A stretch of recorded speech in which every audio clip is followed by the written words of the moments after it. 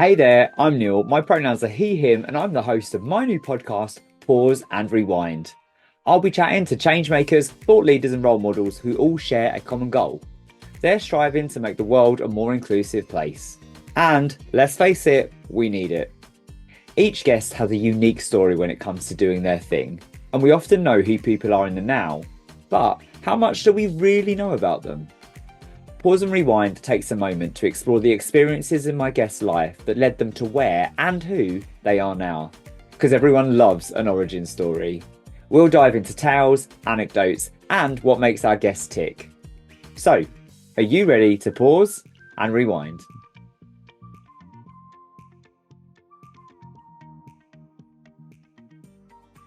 Hey there, and welcome to this episode of Pause and Rewind. Now, I've just sat down for a truly inspirational conversation with Liz Ridgway. Liz is England's first trans-femme PT and gender-affirming fitness coach. She is also an incredible activist and campaigner. Her first campaign that she co-founded was L with the T back in 2018, which was hugely successful, and people still rave about it today. And also, I met her during doing some work during Trans People Are Loved. Liz is absolutely gorgeous, and I love what she does around creating inclusive spaces around fitness. And particularly as a queer person growing up, I didn't feel that spaces around sport were for me, and that mainly became from a loathing of PE, but not being encouraged. And so, Liz creating spaces where queer people can move their bodies and stuff is something that I really love that she does. But oh my gosh, I was not prepared for hearing so much amazing stuff about Liz's life, and I'm so excited for you to listen to this. So enjoy and let me know what you think.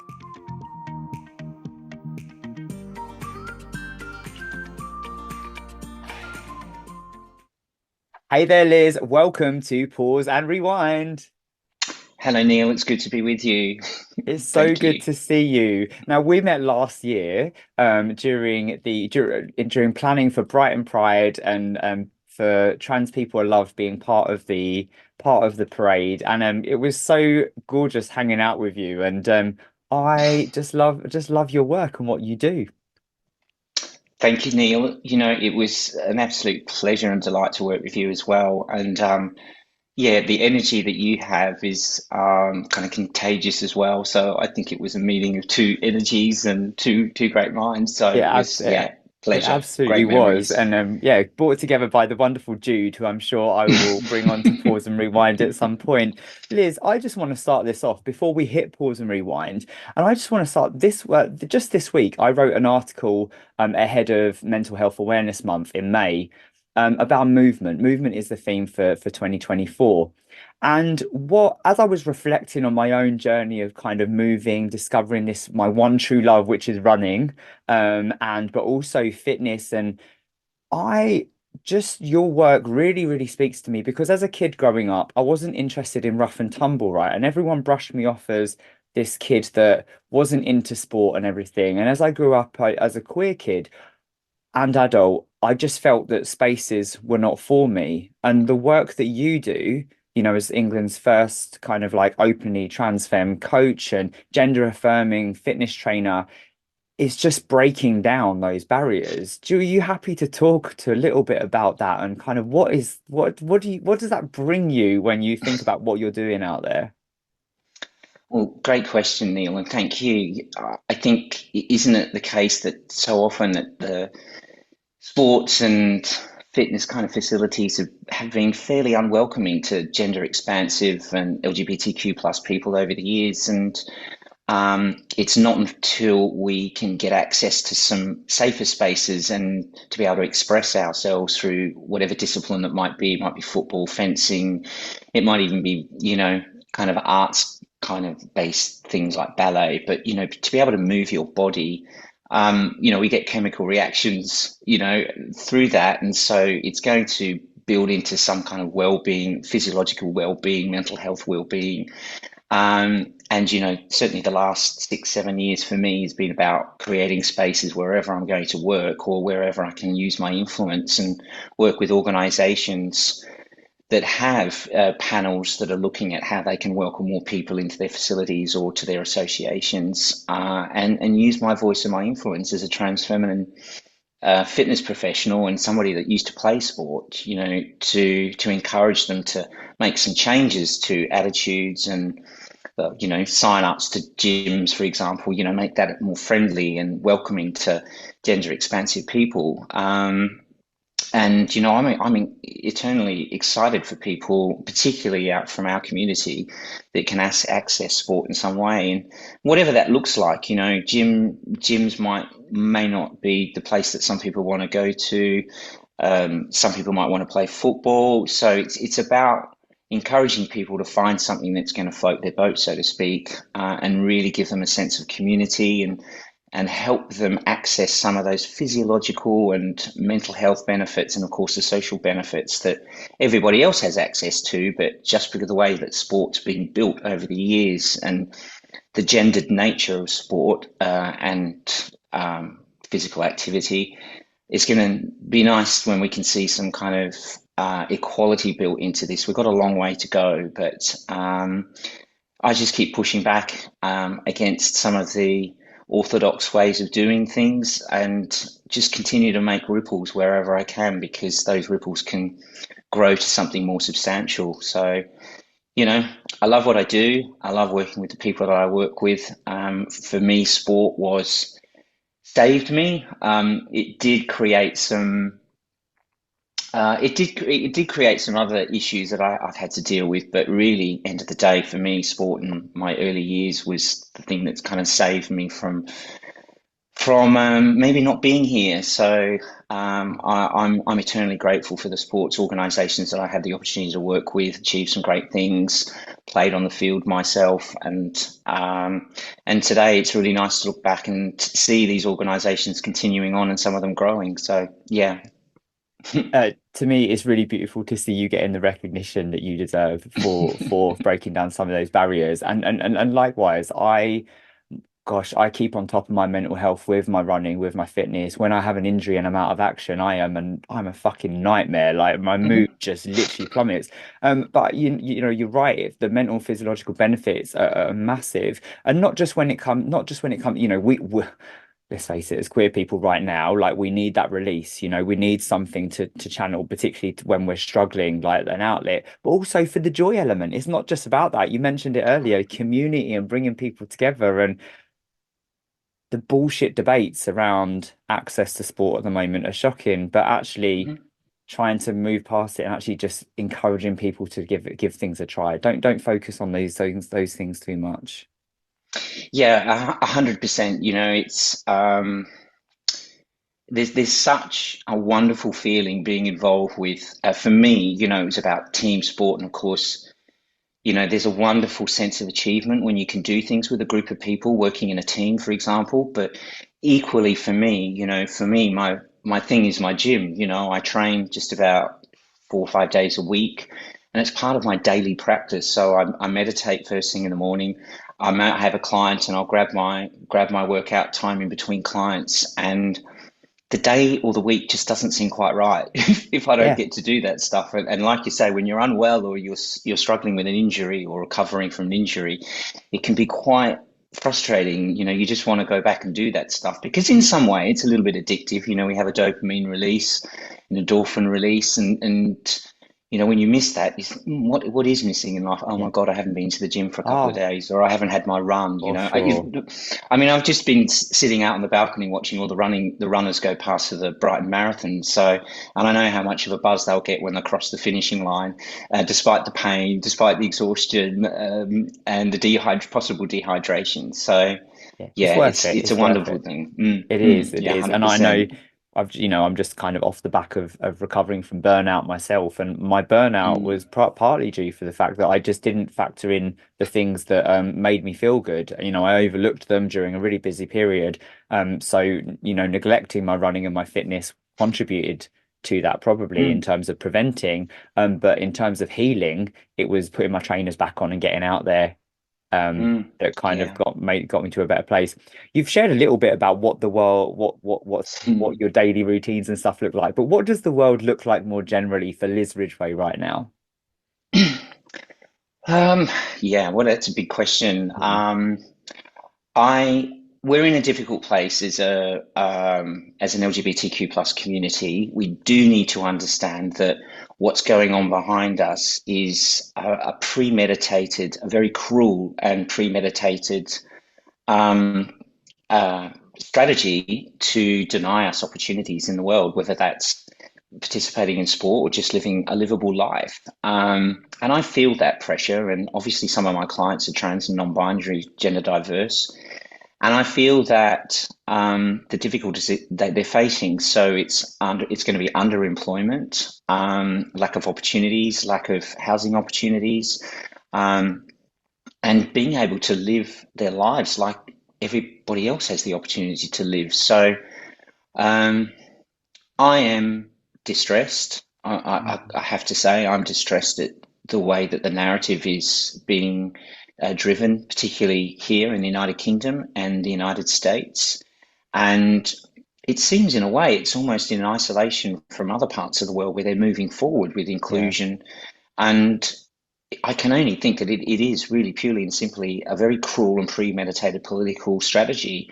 And we do know that this started back in 2015 and probably further back than that, but particularly in 2015 when a number of organizations got together in the United States and they found some commonality with some of our transgender proponents that have been around for a number of years and have stopped healthcare provisions in the United States, for example, in 1979, 1980.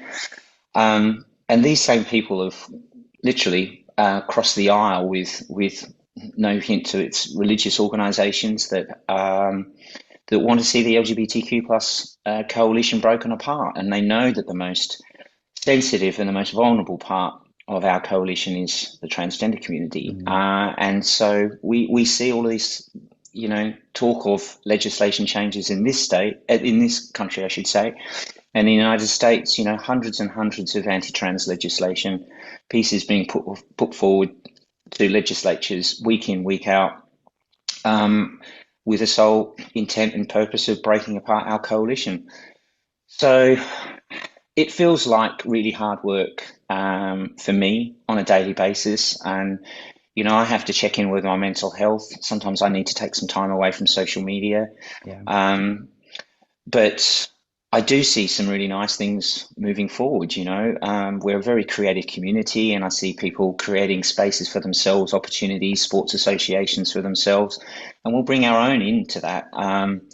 There's probably going to be a whole discussion about where we go with elite sport, and that's a really tough one. But Yeah. we have to remember that we are front and center of, ridiculously, we're front and center of political campaigns leading up to elections. And you ask yourself, why? Why are they not concentrating on, the economy, and the real things are affecting everyday people?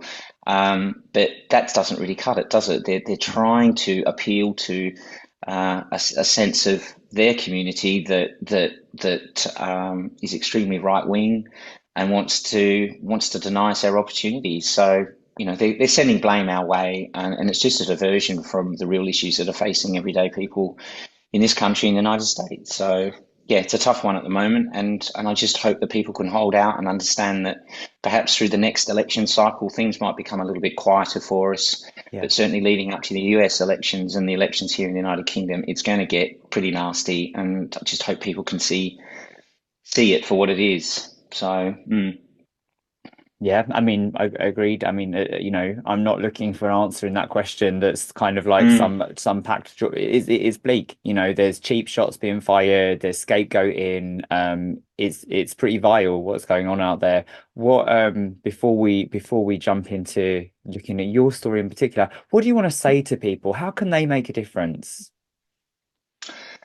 Well, I think the way that people make a difference is depending on who you're talking to. Mm. But some of the successes that we've had, certainly as an LGBT, as a coalition, a community, we've had successes when we've brought other people into the conversation, particularly with our allies, and we look at the successes of equality, marriage equality in Ireland, Australia, here, and also the United States. But when we look at some of the campaigning, it was based around love and connection with the people that are closest to you, because when you can have conversations with those people and that starts to translate at the ballot box as well. So when we talk about love, love connects people, it brings people together, and it crosses borders, divides.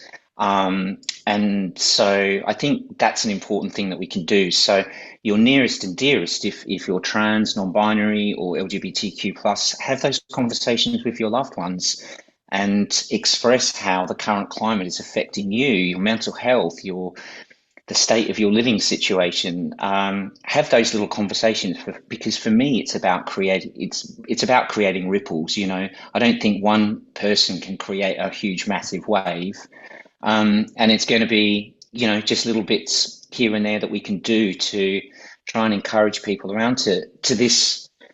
The idea that we are just people, human beings. We're just trying to live our lives, and the way we've self-actualized might be different to what a normal cisgender person has done in their life.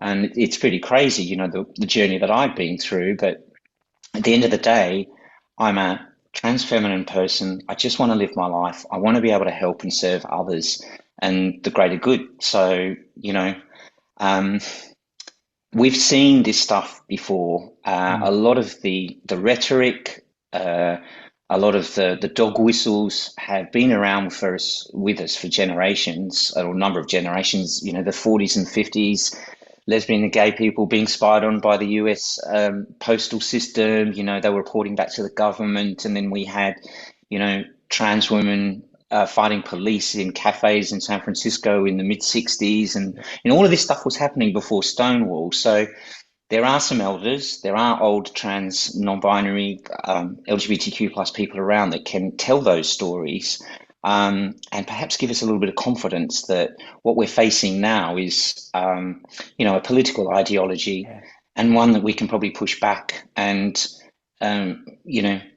bring other people into the conversation, because we still know that the majority of people support our autonomy. So, It's I just a think there's very some good loud things to look minority. through. Yeah, loud Mm, minority, loud, angry minority, but they're mm, just very loud and sometimes with a big platform.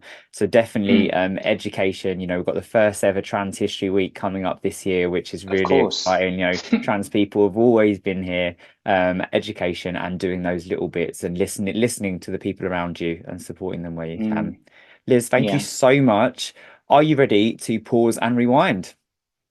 I'm ready to pause and rewind, Neil. Okay, we got this. Let's go. Mm. So tell me all about Little Liz. Oh, little Liz. Goodness me, I was. I might some of my first memories about little Liz was I was very gender expansive, and I didn't know it myself.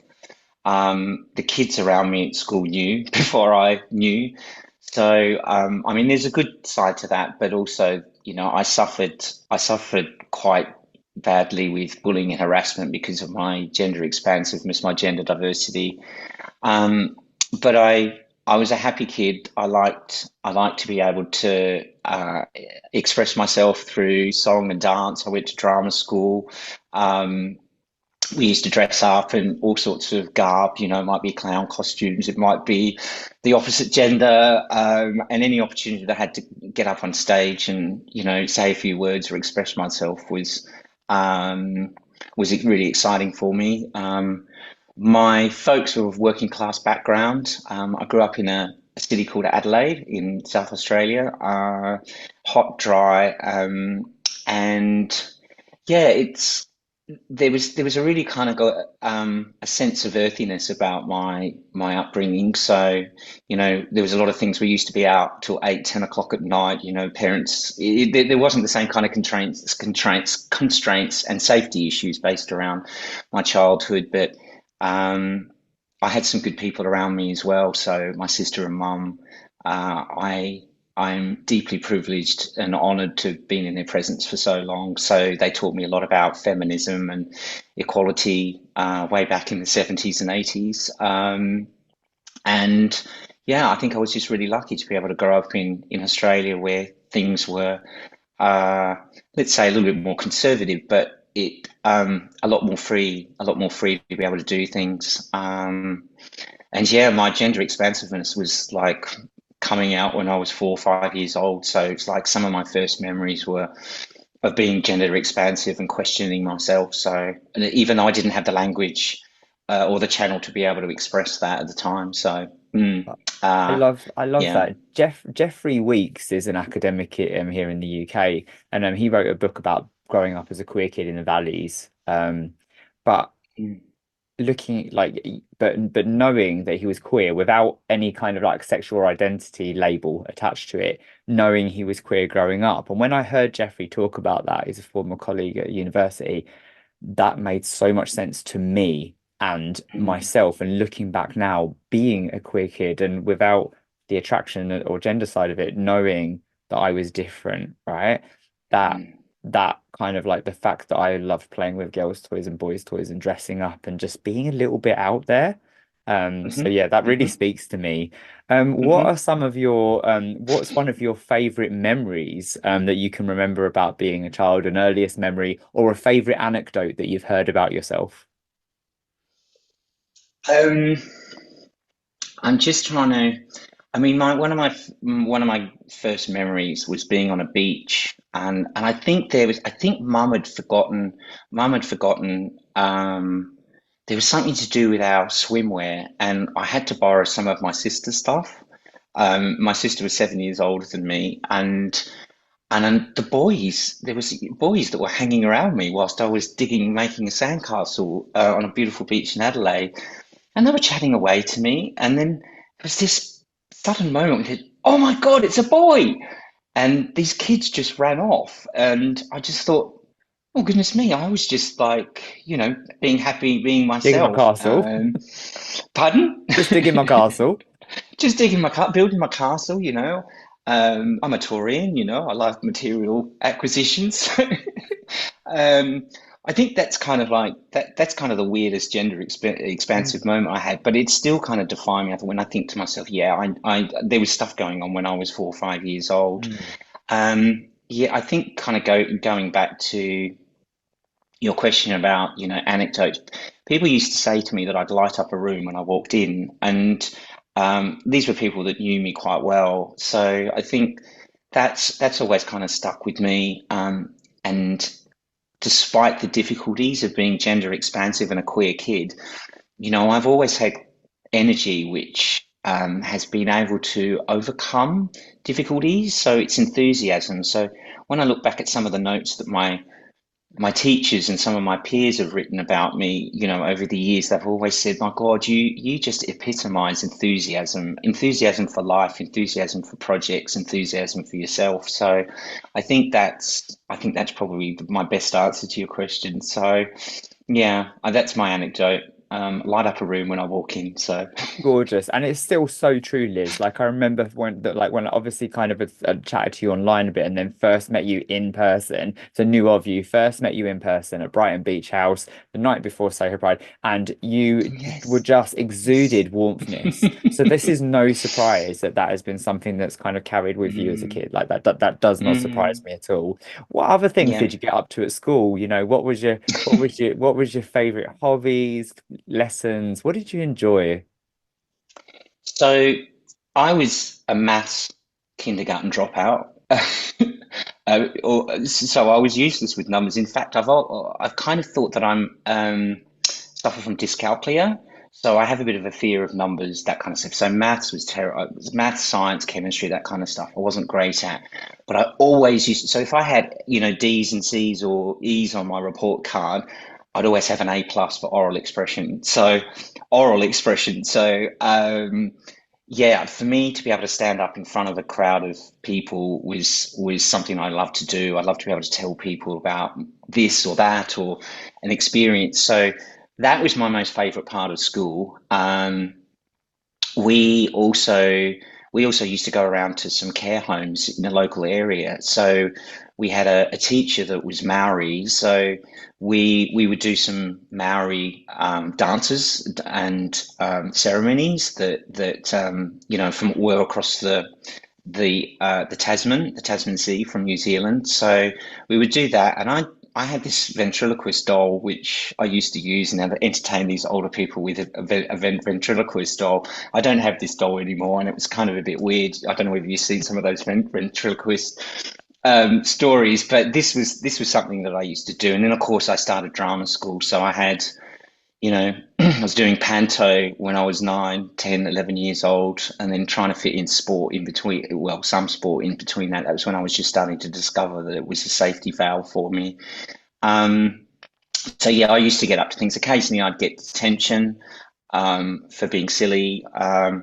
But I had some good I did have some good people around me interdispersed with some not so nice people, but yeah, I think that's probably my best memories of school. I was really lucky. I used to live close to school, so I'd go home at lunchtime, and being outside in Australia during the week was a great thing to do. But yeah, I do have some fond memories about school, but there was some big challenges I had to face. So I mean, yeah, I mean, bullying is something that I'd experienced as well. mm, Really challenging. Not so much in primary school actually, but definitely in secondary school it was pretty tough.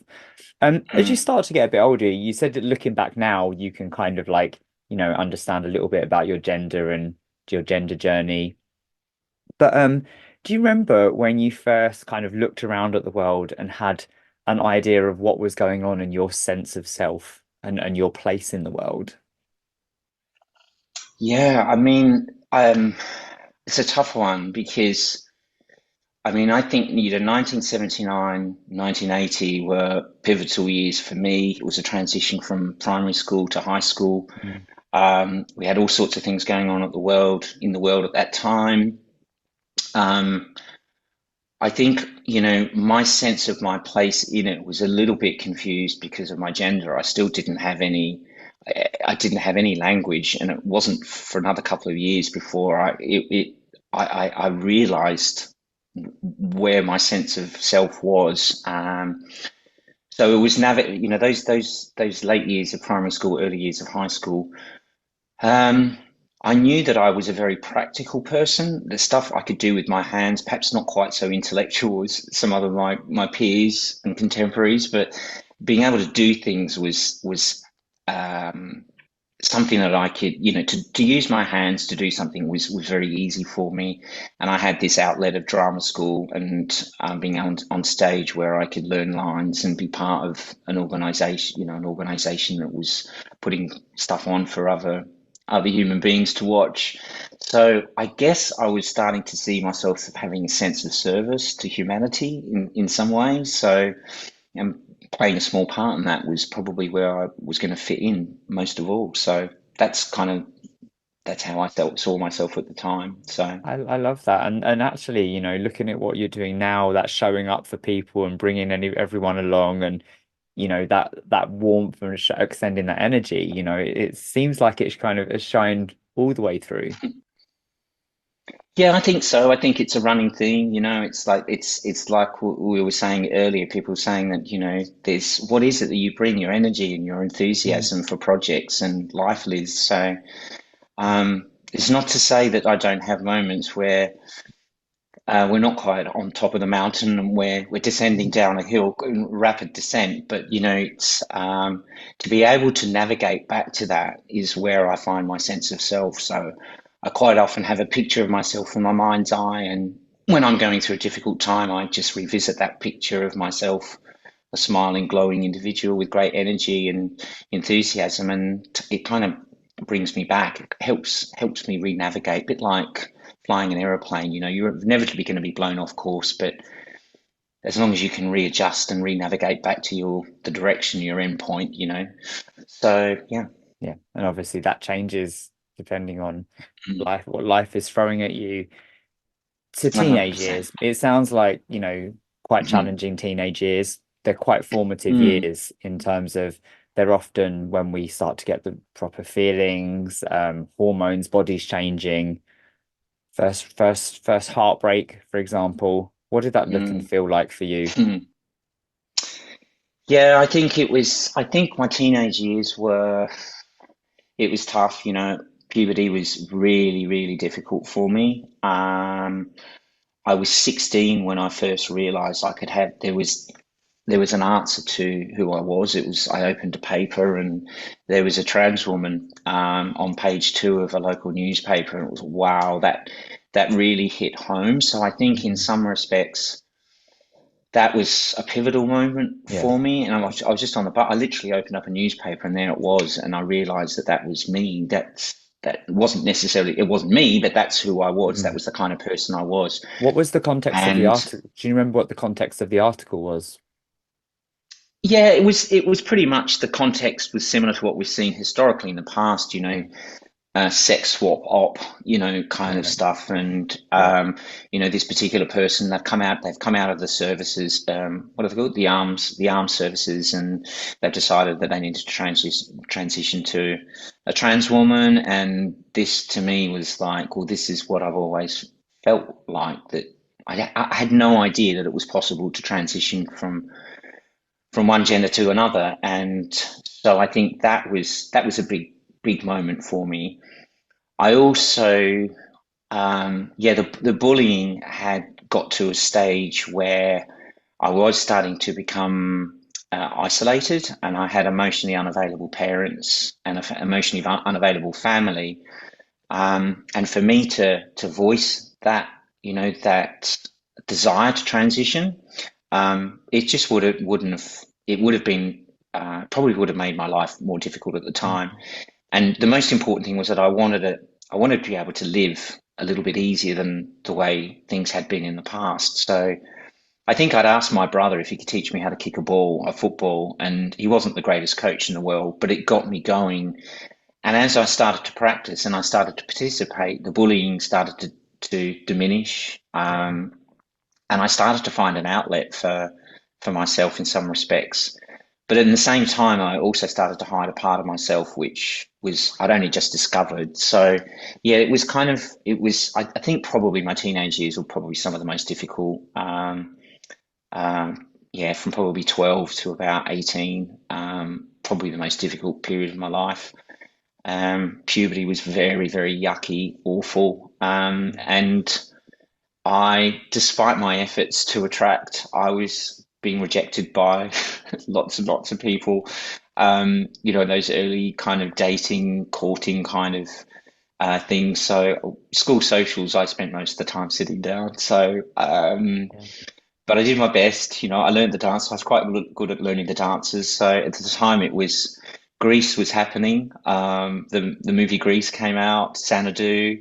So we were all. I was just going to say Nutbush City Limits, so Ike and Tina Turner were, that was this was the kind of music that I was Mm. playing with. So there was a culmination of finding Yeah. safety in music and that kind of pop culture. Yeah. But yeah, Yeah. it was tough. It was really tough. I'd rather not sort of spend a lot of time thinking about my teenage years, Yeah. but Yeah. yeah. Yeah. I mean, it's what a lot of queer people, it's a very painful, Mm, confusing time of discovering who you are, but then having to assimilate and hide. So hmm it's a balancing act, and and processing that and coming through it. But let's let's move on, because for a lot of people, a lot of queer people, that is the case. And it's all a bit linear, isn't it? We go to school, we go to secondary school. But what happens next for mm. you? What happens next? So I left school really early. Um, I didn't get an opportunity to. I didn't get the opportunity to really succeed at school and set myself up well for tertiary education. So I left school when I was 16, to the earliest opportunity, and I started working. And I worked in a laboratory for a couple of years, which almost drove me around the bend. But I had a draw that was drawing me back to theatre, and it was quite a funny kind of mix of like wanting to play sport and being involved in theatre. So I think it was, I must have been at 18, 19, and I went back and studied production management at a college. And so I was there for 2 years, and actually, from really bad teenage period of time, these 2 years were probably the most. Um, they just two of the best years of my life. So at college, so really full on, full time, immersed in theatrical production management, and we had a stream of dancers that were also studying performance dance at the same time. So we would do our productions with them, and I had an opportunity then. I met professionals that were working in the business coming to lecture us, and I got an opportunity to go off and work with a lighting designer in Sydney.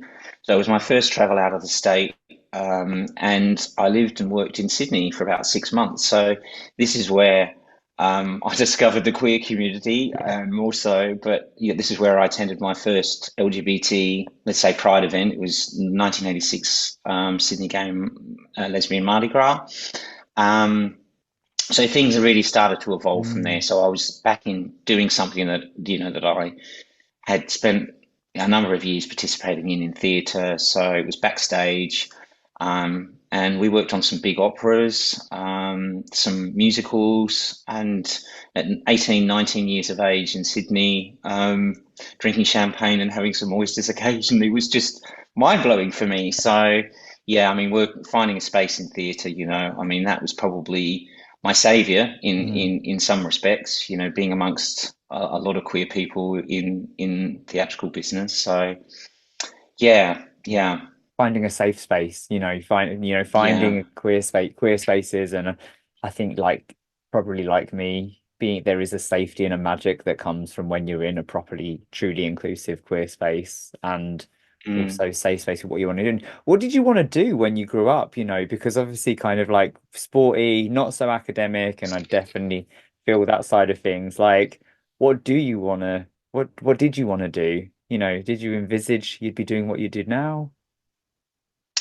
I didn't envisage that I'd be a PT. I certainly didn't. I think probably in my pre-teen years, I probably saw myself as some kind of performer, somebody standing in front of a crowd of people, whether that was reciting lines from um, a play or presenting in some other way. I think probably oral expression was going to be something that I'd need to do. So whether that's teaching people, and I think that probably quite fits into where I am today. So this is about what I'm doing is essentially teaching people confidence, well, helping them Yeah. gain confidence by teaching them knowledge and skills and helping them understand their bodies and how their bodies work. Um, so I guess that's probably in line with it, but I think probably way, way, way back, I had some idea about being an actor or performer. Yeah. Um, so yeah. And what you're doing, and everything from what you're doing now in building that confidence and showing people what they're capable of really translates to your role and as an educator and activist and campaigner as well, and that bringing people along for the journey. Yeah, 100%. I mean, we couldn't do anything in life without involving other people. Mm. It's really difficult to do things on your own. And I think, yeah, bringing people together is one of the things I love to do. And I guess, from my position now, it's if I can hand down my experience in some way without it being explaining, if that makes sense. Giving the opportunity for people to draw things out of me, I think that's important to me, and I regard myself as an elder now. So, if I can help people at any stage along their journey in life, then that's great. I feel Yeah. great about that. I had a chat. I was, I kind of Raga de Silva, who is one of the guests on Mm, here, and we were chatting about intergenerational learning and sharing and wisdom earlier, and creating opportunities for mm, that. It's really important that we come together and learn from each other. 100%. Yeah, yeah, 100%. And I think something that I'm experiencing or feeling quite strongly is that, I think there is a certain amount there's a huge amount that elders in our community can teach us. And I still look up to some of these people I've followed for years. I still look up to them and think, wow, I've learned so much myself about how the world works through their eyes and their experience. So, um, yeah, who knows? We'll see. But yeah, it's nice to be at that stage where I can help people and pass on some knowledge and experience. If it's going to help them in any small way, that'd be great. That ties really nicely with my next question is when did you find your voice in inclusion? You know, this pause and rewind is all about shining a spotlight on people working in inclusion. Um, I love storytelling. I want to bring out people's stories. But also I want this to be a resource so anyone can come, anyone that wants to carve out a career or a space in inclusion can take away insights, takeaways and stuff. So when did you first find your voice in, I want to do something that makes a difference and makes people feel valued and like they belong? Yeah, I think probably it was so if I'm talking about my current, current kind of career as a gender affirming fitness coach, I think it was post transition. Well, when I say post transition, when do we ever stop? Some people, Mm, people often ask that question, but I got to a point in my transition where I felt it was okay for me to return to a fitness space and a gendered fitness space. And it was from there when I was visiting these spaces with friends that they were just, Liz, you've got so much to offer us. You're helping me. Um, why don't you be a PT? And I'd often thought about it. I've spent years and years in gyms, and I've worked for fitness organizations from the early 2000s. And I think that's where I think that's certainly where I felt like, okay, this is my calling. And for the time being, and being able to help people feel comfortable and confident in a fitness space, let's be real, it's really difficult to get a space like this behind me on your own. I mean, I know it's only a filter, but to be able to access gym, you're probably going to have to be there with other people. And I think being able to just offer that confidence, and so many people say to me, it's like, Liz, just to know that you're in this space and working in this space makes me feel comfortable.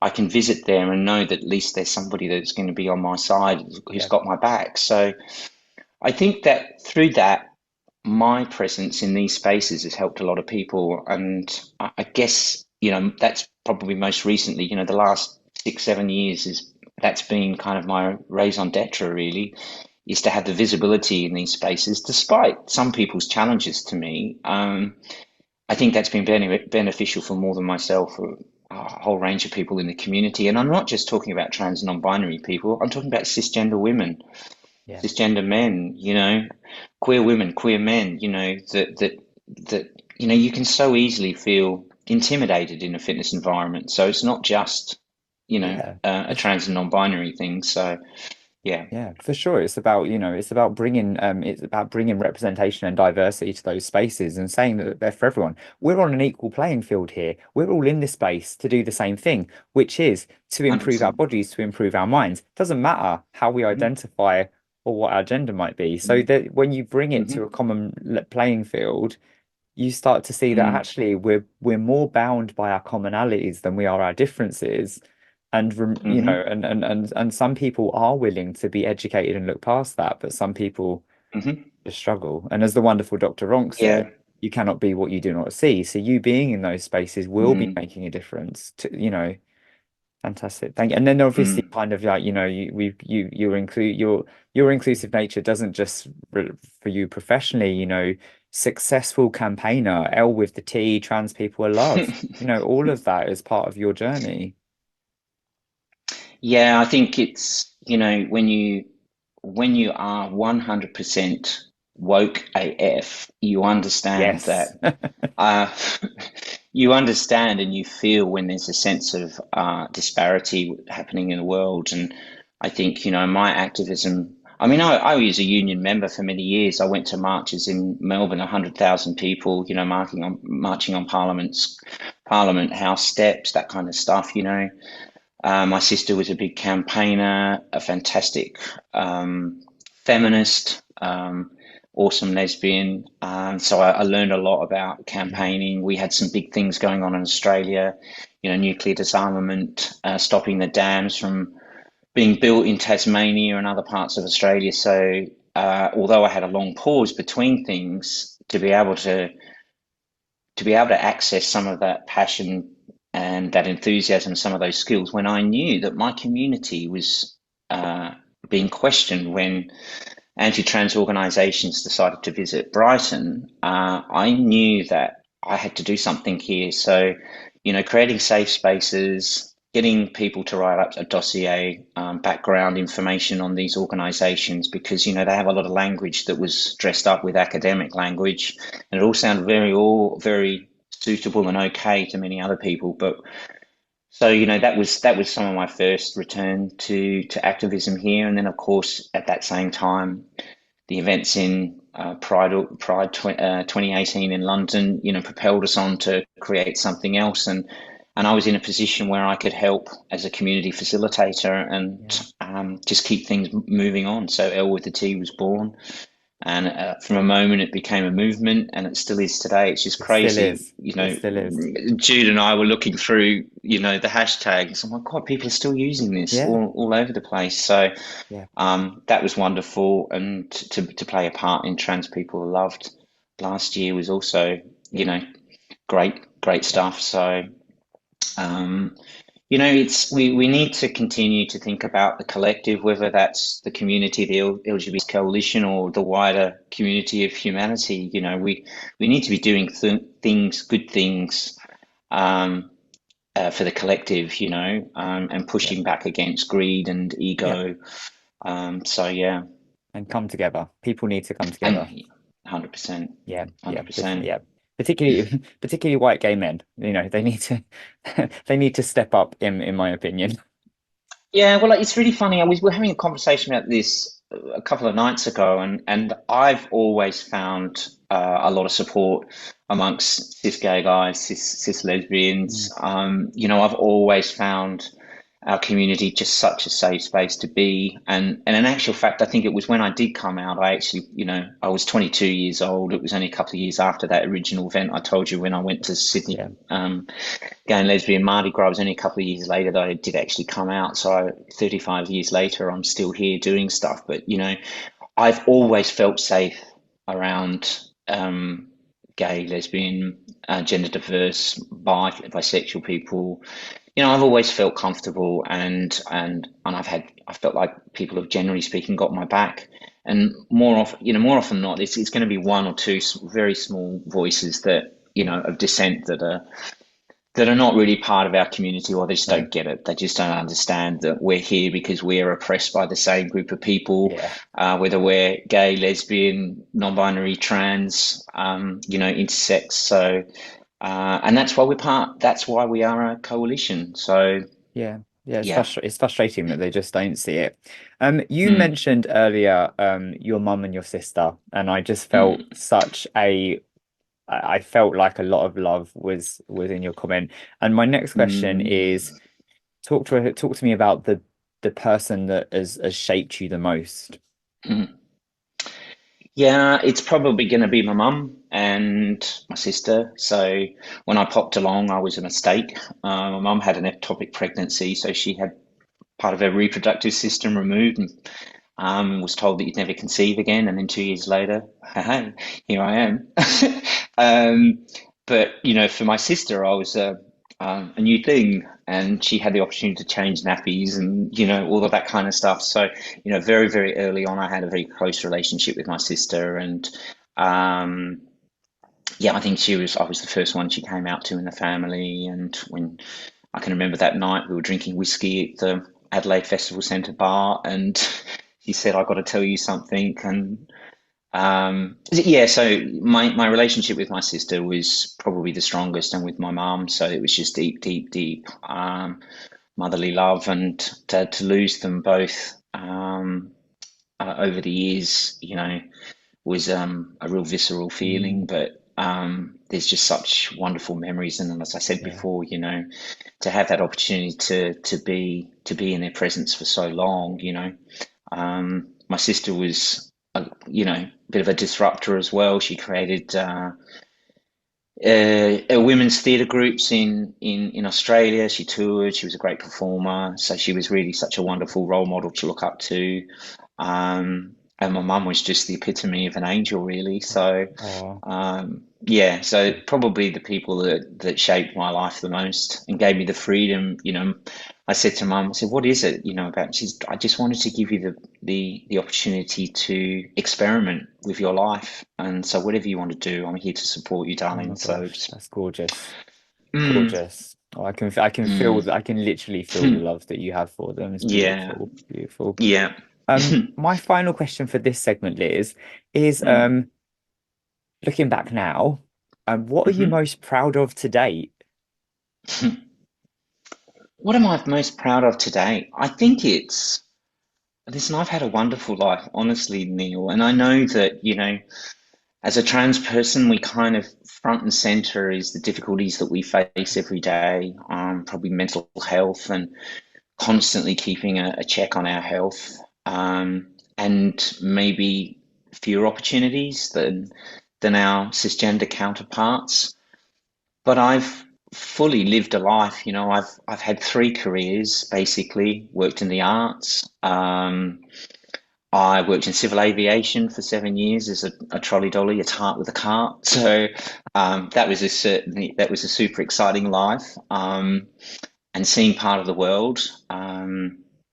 Yeah, I mean, there's so many good things that I've done, and sometimes I have to pinch myself to look back that I've had an influence over, Yeah, two or three careers. I think probably what I'm doing now is where I was supposed to be. And I've still got channels open in case new stuff comes towards me, but I think it's about how I've lived my life, how respectful I've been to other people, and how I've been able to open my mind to other cultures, other people, and to learn things, to let people teach me things about their own lives and their own experiences. So I'm pretty proud about that honesty and that openness that I'm able to live with today. And yeah, I'm a survivor. I'm still here too. So you still are still here, and yeah, just yeah, so lucky to be your friend and to get to see this. So thank you so much for sharing so generously.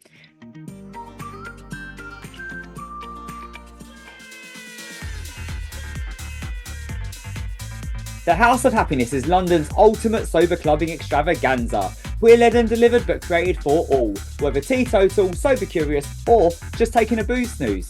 We love a day rave, and on a Saturday afternoon you can expect banging house tunes, DJs on decks, dancers on podiums, and a fully stocked alcohol-free bar. Flamboyant, bold, with a glitter station to boot. We're all about safe, inclusive fun, and we even have a pre-meet so that you can make new sober buddies before you hit the dance floor. Grab your tickets from Instagram now at House of Happiness Official, and we'll see you on the dance floor.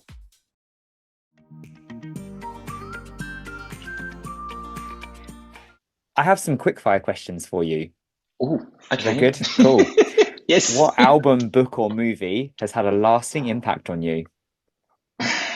Okay, so albums probably it'll be to do with ABBA, but I just can't think of the album before Arrival. Big ABBA fan? Oh, yes, I was a big ABBA fan, 1976, 1977. Yeah, Amazing. so film-wise, film-wise, it's a really good question. Currently, I just love Milk. I love Harvey Milk's Gorgeous story, film. Yeah. and the way it was portrayed by two wonderful actors. Mm, So that just sits with me whenever I feel like the struggle's a bit too much. I'll pop on Milk and have a look about. yeah. Have a sense, get that sense of experience about the little things, the little ripples that we can start and create, and how that builds and builds and builds to something bigger. So yeah, Yeah. I think they're probably. I'm not so much a great book reader, but I'll probably The Power of Now by Eckhart Tolle.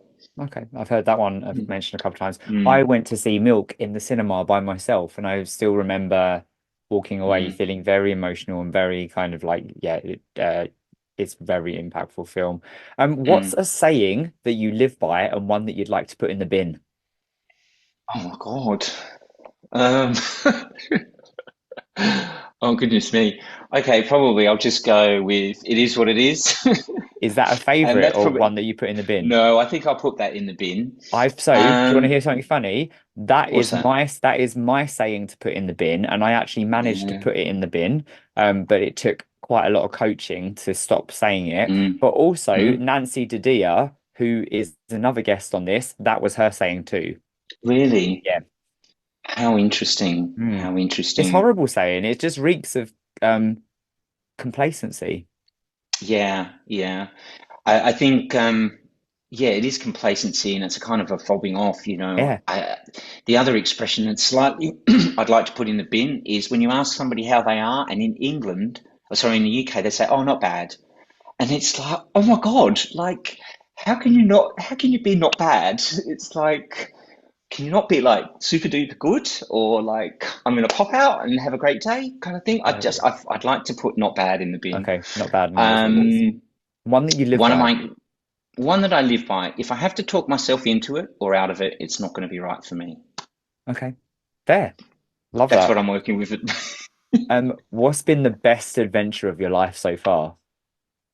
Oh, goodness me. Oh my God. Do I have to break it down to one? No? um, I think, listen, being a flight attendant was a great adventure. I saw and met some amazing people. But equally, you know, my transition's been a bit of an adventure. I've got some very funny things to convey. I've got some less funny things to say, but it's been very, very rich, if I'm able to put that rich in inverted commas.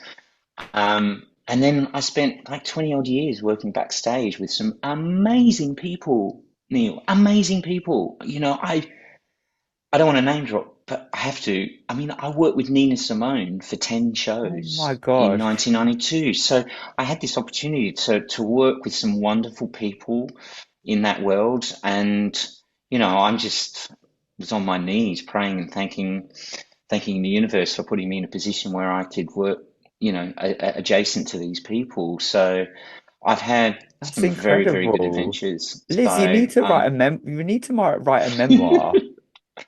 yeah, maybe I'll start. I'll get somebody. Maybe I'll get in contact with a ghostwriter. Or we need your own podcast series or something like that to dive into all this. My Yeah, final yeah. question for the Mm, quick fire is the focus of pause and rewind is people's origin stories, right? We often mm, know who people are in the now, but mm, because everyone loves an origin story. What mm. are three words you would use to describe your origin story? My origin story. Um, so humble, um, working class, and self-effacing. Okay, thank you so much. Mm. Okay, let's fast forward a little bit to now. What exciting things do you have coming up? What exciting things have I got coming up? Well, this coming Friday, I start a service which I'm going to offer to the trans non-binary community. So it's small group PT for trans non-binary people. So we're taking over a gym. It'll just be them and myself, and just be another opportunity for me to really upskill some people from the community that can participate. So trans and non-binary takeover at the fitness bar where I'm currently Hey, based as a PT, and they're welcome to bring their allies if we've got enough room. So that's something really exciting that's coming up. So yeah, really super, super duper looking forward to that. And I'm excited about summer. I always am. I mean, born in the Southern Hemisphere, I like it hot. yeah, and So summer in Brighton is gorgeous. it is gorgeous. Yeah. Yeah, yeah. What? So, yeah, those exciting things coming up. So, I think that's the best I can look forward to at the moment. So it's great. Yeah, It's really cool. fantastic. Thank you. And what brings you joy? What brings me joy? What brings me joy is being able to, well, it's about creating a life for myself on my own terms. And I think that's what being trans is all about, is the ability for us to identify ourselves on our own terms without the concepts of white supremacy, colonialism, these only ways that we are allowed to live as a man or a woman or Mm, being gender expansive. I think, um, yeah, that's kind of where I'm coming from. So, absolutely. And it's not asking much, is it? It's not actually just asking much for someone to just be able to live authentically as well, themselves. yeah, 100%. And I've always had this. I always thought life and living on a civilized planet was about um, acknowledging and believing somebody when they told you who they Mhm. are. Yeah, And I think that's the unwritten contract that we sign when we come into this life, is that we really should be accepting people for who they when they tell us who they are. face value. So yeah, face value, and I think that's what's most important to me. That's kind of how I'm Yeah. living, so and continue to live. So. Thank you. We're really keen to share practical takeaways. Now, obviously, careers in inclusion look so different, from one person to the Mm. other. But for me, what practical takeaways would you have for someone that wanted to maybe carve out a career in inclusion or just create something inclusive for society? Well, I think sometimes that um, we can be paralyzed by decision making and thinking, oh, is this going to work? Is that not going to work? I think if you've got a passion, if you want to start a football team that's based around non-binary people or trans inclusive, you just go ahead and do it. I Do mean, it. I did that with two other women back in 2017 with a local Australian rules football team that's based here in Brighton. It was a men's team. They'd been in formation since 1991, and there were just three women that are turning up regularly to train with them. Eventually, it was just, well, we've got to start a women's team. So that team's going now with a squad of 35 people. So we've made space. We've created space for women to play sport, and you just, I think the best thing is to just go ahead and do it. Start planning it, Yeah. and you'll find the outlet. One of the things I've been talking about is that, particularly in terms of like sports bans that are banning transgender people from participating, is that as another end of that, you're starting to see the trans community coming up with their own concepts and their own ideas and creating these clubs and associations where people can participate. And that's what it's all about. People that navigate towards the sun are going to find solutions, and they're going to find positive solutions. So, just go ahead and do it and try and connect with people that are like-minded and want to do the same kind of thing to help support you. So good luck with it, Thank you so much. And I have one more question, Liz. What please. words of wisdom or Mm, encouragement do you have to anyone out there to help them get to wherever they are going? mm. I'd say that we often get knockbacks or challenges or barriers to the way we want to do things in our life, and just to keep moving, just trying to find a way around the barrier, over the barrier, and don't stop, don't stop asking the questions. You're going to find an outlet, or you're going to find people that support you. So if you've got that passion, that drive, just go for it, and don't hold back. Liz, thank you so, so much for joining me for Pause and Rewind. Honestly, you like such a fab guest to have on as I launch this series, and I feel like I've just got to know you so much more over the last hour. I'm really just so grateful for you. Thank you. Neil, it's so good to be with you. Thank you for creating these podcasts. They're going to be invaluable for people and our community. It's such a good thing to know you, and thank you. Thank you, and I'll see you in Brighton soon. Please make it Yes, happen. will do. Thanks, Liz. Much love to you.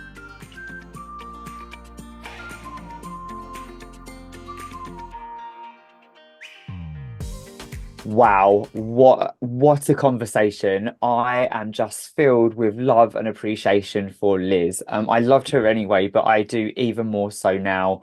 I just got this wonderful feeling when Liz was talking about the impact and the influence that her mum and her sister had on her and continue to have on her, and just that feeling of warmth when she talks about them. And just I love the fact that that as a kid, when people would talk about Liz, they would say that she would light up a room, and she really does. She really does. She just brings you in, and that's gorgeous, and it's so transparent that that is who she is, whether talking about the work she does in fitness, or her campaigning, and just her general nature. I also love the fact that she has lived a life. From being a trolley dolly and a stage manager through to what she does now. I loved the name dropping, having worked with Nina Simone. We carried on the conversation afterwards, and I heard a few more names, and I'm desperately encouraging Liz to write a memoir because we all need to hear it. It was gorgeous listening to Liz's story, and a story that's not without its challenges and things to overcome. And life is not easy for trans people right now. And I'm just so grateful for Liz, for the work that she does, and the way that she invites everyone in to make a difference, and to step up and stand up to some of what the trans community and the queer community abroad are facing right now. Liz, thank you so much. Pause and Rewind really is about taking a moment to appreciate some people's stories. And if you really listen, you do hear, see, and feel it. And I really feel Liz's story to my bones after that conversation. So if you enjoyed this conversation, please let me know. Please share Pause and Rewind with anyone you think might want to listen. I'll be bringing you more people's stories. And thanks for listening. Cheers.